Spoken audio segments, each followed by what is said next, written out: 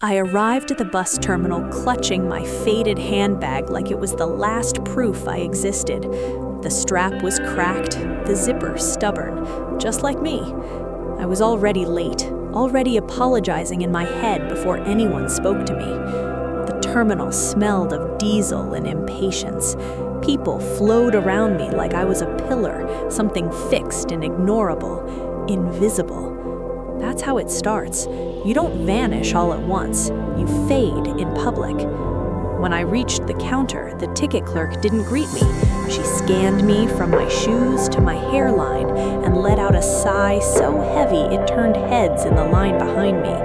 Not a tired sigh, a judging one, the kind that says, "Why are you here?" Before I could open my mouth, a younger man slid in front of me, elbow first.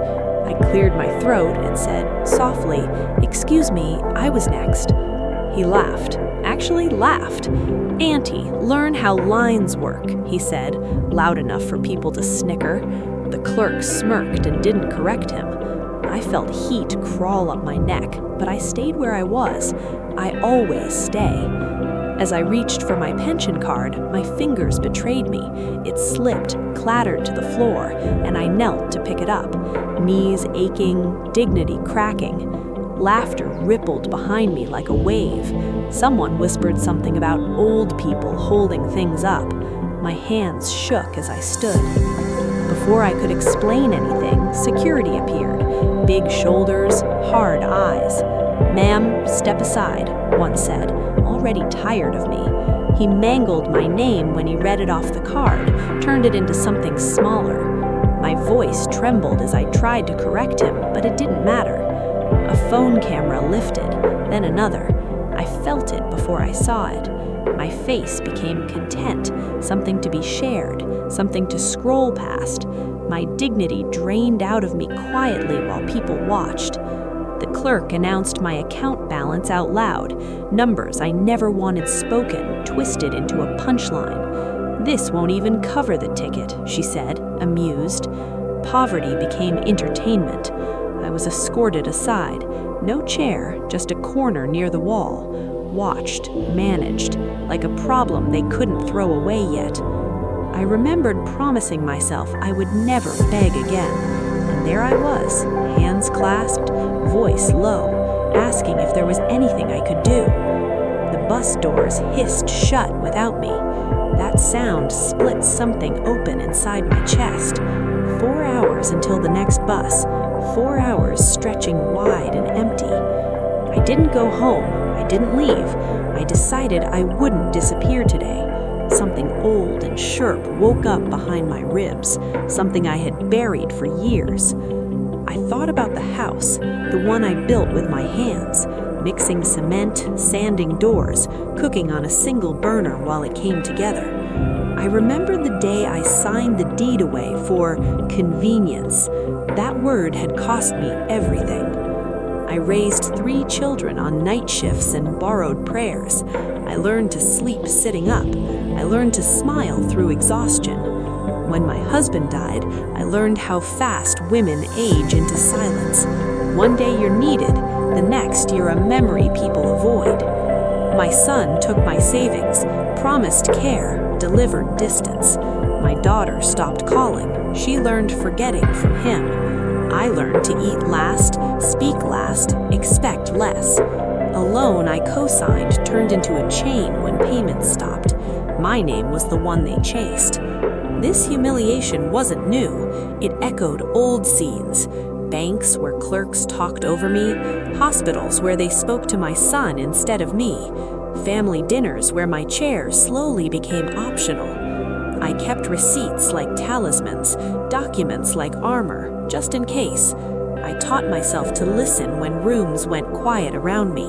I buried my anger under service and called it virtue, but I never stopped counting what was taken. I sat on a hard plastic bench and spread my papers out like a map. Deeds, statements, letters I never sent. I called the bank hotline and got transferred so many times, my name thinned out, syllable by syllable. Then a clerk recognized the account number. Her voice dropped. "Ma'am," she said carefully, can you hold?" When she came back, she told me there was a lien filed last week without my consent. My hands went cold. I texted my son, watched the bubbles appear, vanish, appear again. He replied with emojis and excuses. "Don't worry, I'll handle it." My jaw locked. Behind me, I overheard the same clerk from the counter laughing with a coworker, bragging about handling me earlier. Something clicked. I stood up and walked back to the counter, asked for a supervisor, used his name from the badge, calm, clear. She refused. I noted the time, the badge numbers. A stranger offered me a seat. I declined and asked for a pen.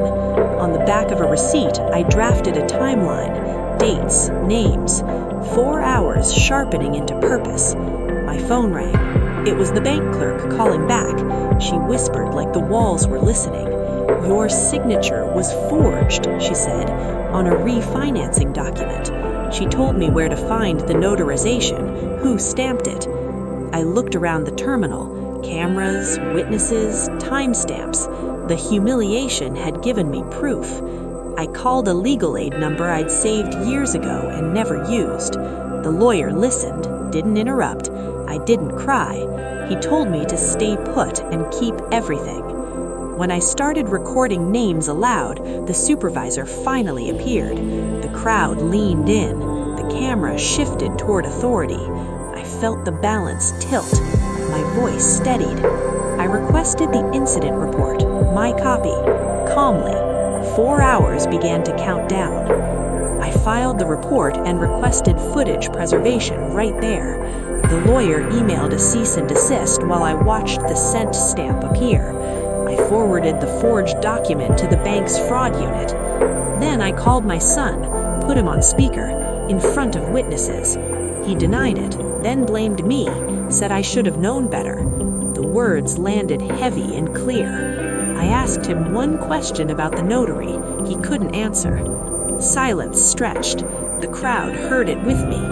The supervisor apologized publicly. The clerk's smile collapsed. Security stepped back.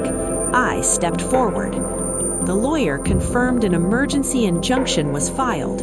I told my son I would not protect him anymore. The bus doors opened again. I didn't rush. The bank froze the account, scheduled a fraud review. The deed was flagged. My name rose back to the top. The terminal issued a written apology and a retraining notice. The video disappeared from the clerk's phone. My copy remained. My son's calls stacked up. I let them ring. I took the next bus, window seat. I felt tired in a clean way, like after truth. The city slid by. I breathed without counting. I ate a warm meal bought with my own card, planned a meeting with the lawyer, a witness list. That night, I slept without rehearsing apologies. In the morning, I woke up owning my day. If you're listening to this, know this. Being underestimated is how they get careless. Humiliation feeds on silence. Keep records, names, dates.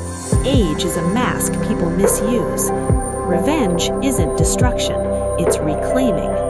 Fear almost stopped me. Strangers became witnesses. Choosing myself felt like relief.